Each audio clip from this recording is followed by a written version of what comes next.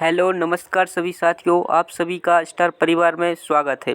आज हम देखेंगे कक्षा 10 हिंदी में जो 4 अंक के बिल्कुल महत्वपूर्ण प्रश्न हैं उनको हम देखने वाले हैं। तो आप चलिए शुरू करते हैं। जल्दी से देखिए सबसे पहला प्रश्न है, क्या है?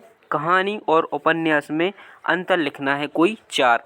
तो ज़रूरी नहीं है यही आप लिखें, इसके अलावा भी और लिख सकते हैं।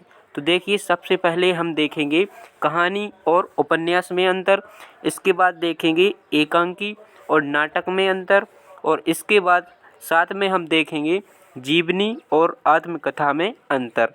परीक्षा में बिल्कुल इनमें से एक ना एक क्वेश्चन पूछा जाएगा।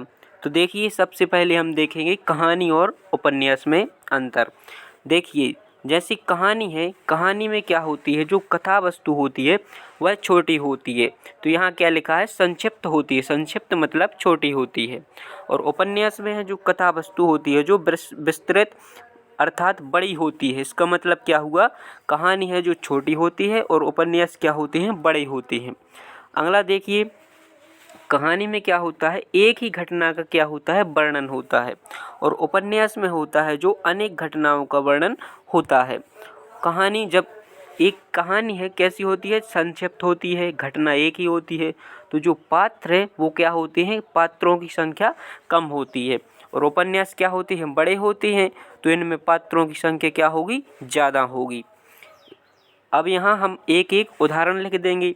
जैसे यहाँ प्रेमचंद का जो परीक्षा है वह क्या है? एक कहानी है। और जो प्रेमचंद का गोदान, गबन और जो कर्मभूमि है ये क्या है?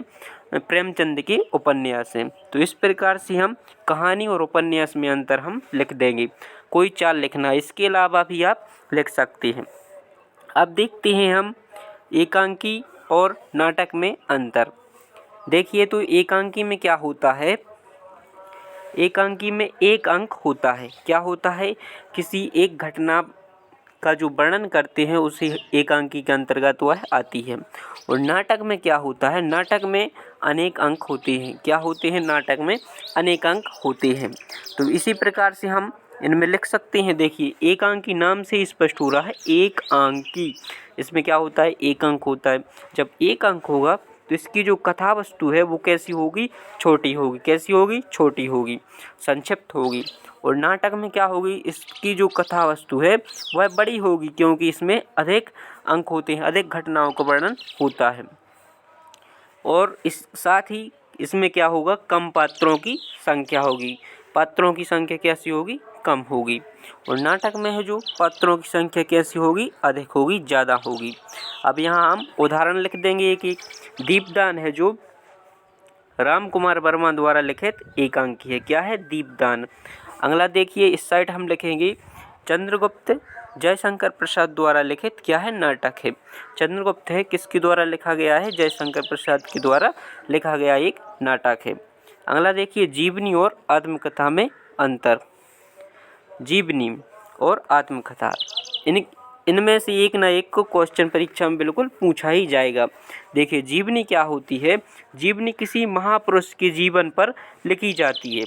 और जो आत्मकथा है वह स्वयं के जीवन पर लिखी जाती है। जीवनी किस पर लिखी जाती है? किसी महापुरुष के जीवन पर। और आत्मकथा हम स्वयं के ऊपर भी लिख सकते हैं। अगला देखिए जीवनी में क्या होता है? जो जीवनी सत्य घटनाओं पर आधारित होती है। और आत्मकथा है, आत्मकथा क्या होती है? काल्पनिक होती है। जीवनी कैसी होती है? बिल्कुल सत्य घटनाओं पर आधारित होती है। और आत्मकथा में जो हम लिखते हैं वह काल्पनिक भी हो सकती हैं। जीवनी में लेखक कैसे होता है? तटस्थ होता है बिल्कुल। और आत्मकथा में लेखक की क्या होती है? व्यक्तित्वता झलकती है। जीवनी में लेखक कैसे होता है? बिल्कुल तटस्थ घटनाओं पर वर्णन करता है। अगला देखिए जीवनी कैसी होती हैं? जो प्रेरणादायक होती हैं। जीवनी कैसी होती हैं? प्रेरणादायक होती हैं। और आत्मकथा से प्रेरणा प्राप्त हो यह आवश्यक नहीं है। आत्मकथा से क्या हो? प्रेरणा आवश्यक हो, प्रेरणा प्राप्त हो यह आवश्यक नहीं है। तो इस प्रकार से हमने जो 3 क्वेश्चन किए हैं यह परीक्षा की दृष्टि से बहुत ही इम्पोर्टेंट है। आप सभी को इनको अच्छे से तैयार कर लेना है। यदि आपको वीडियो पसंद आया हो तो चैनल को सब्सक्राइब जरूर करें। इसके बाद हम मिलेंगे नेक्स्ट वीडियो में।